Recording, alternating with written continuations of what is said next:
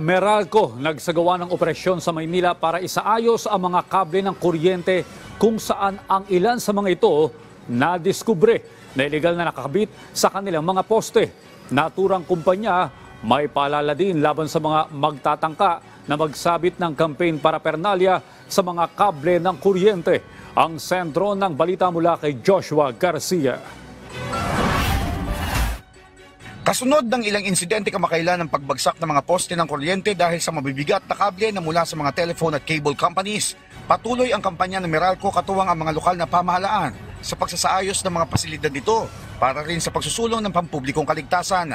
Kaugnay nito, nagsagawa ngayong araw ang nasabing electric company kasama ang Manila LGU ng kanilang anti-dangling and illegal wire attachments operation sa Ermita, Manila, kung saan kasabay ng mga isinagawang survey, pag-aayos ng mga nakalundo ng mga kable, ay pinagpuputol nito ang mga iligal na kableng nakakabit sa kanilang mga poste. Ayon kay Joel Zaldarriaga, spokesperson, vice president at head of corporate communications ng Meralco, kaligtasan ng publiko ang pangunahin nilang prioridad sa nasabing operasyon, kasabay ng pakiusap nito sa mga kumpanya ng telco at cable na makipag-ugnayan sa kanila at dumaan sa tamang proseso para sa pagkakabit ng mga kable sa mga poste ng kuryente.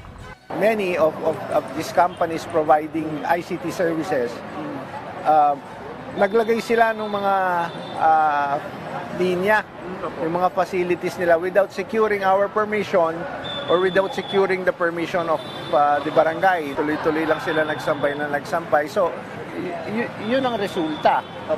So, anong ginagawa namin? Kino-correct namin ngayon yan. Dagdag pa ni Zaldarriaga, iniiwasan nila na makompromiso ang kanilang mga pasilidad dahil ang kaligtasan ng publiko ang maaaring maapektuhan nito.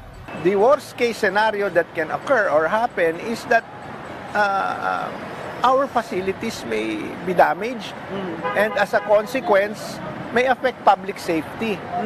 Yun ang iniiwasan natin. Kaya agresibo tong kampanya namin. Tuloy-tuloy kami. Hindi kami talaga titigil. Hindi lamang dito sa Metro Manila kundi sa kabuuan ng aming prangkisa na sakop namin. Samantala, kinumpirma ng electric company na sila ay handa at naka-alerto 24/7 sa paparating na barangay at sangguniang kabataan 2023 elections, kung saan natapos na nitong inspeksyonin ang nasa 3,000 polling at canvassing centers, kabilang na ang mga pampublikong paaralan at mga barangay hall na kanilang sakop. Gayon din ay nakahanda na ang kanilang 300 genset at 800 floodlights na maaaring magamit ng kanilang mga tauhan sakali magkaproblema sa serbisyo sa kuryente. Kasabay nito ay ang paalala sa mga mangangampanya na mahigpit na pagbabawal sa pagkakabit o pagsasabit ng kahit na anong campaign paraphernalia sa mga kable ng kuryente para na rin sa kaligtasan ng publiko. Joshua Garcia, para sa Bayan.